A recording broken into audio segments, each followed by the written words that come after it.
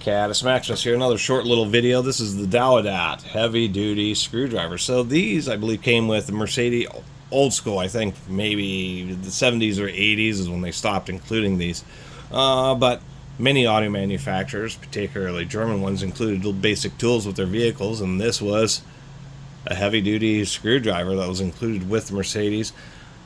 It's definitely had some use. The chrome plating is peeling off here. I don't know if that little notching there is from the... I think that's from actual use, but it has a mighty blunt tip on there, so a little bit of a strange shape.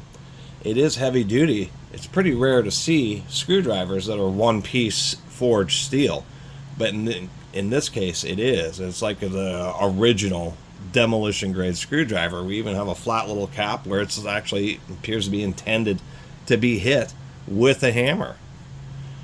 I also like the hole through it because if you have a let me get another screwdriver here.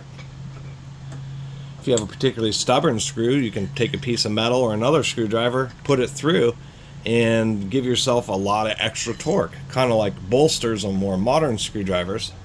Except for you don't need a bolster when the whole thing's a forged piece of steel.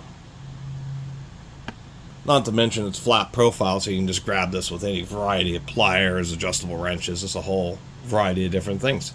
So anyway, this thought I was a cool screwdriver, noticed it, and I was like, really don't see all steel screwdrivers like this very often. And so decided to make a little video about it. On the back side here it does say chrome vanadium. So it's definitely a pretty decent quality material. Could improve on the chrome plating, but it truly is forged. We can see the thick forging line going all the way down the entire screwdriver, so it's actually pretty nice. Like to find a Phillips version if they ever made one. Anyway, thanks for watching. See you next time.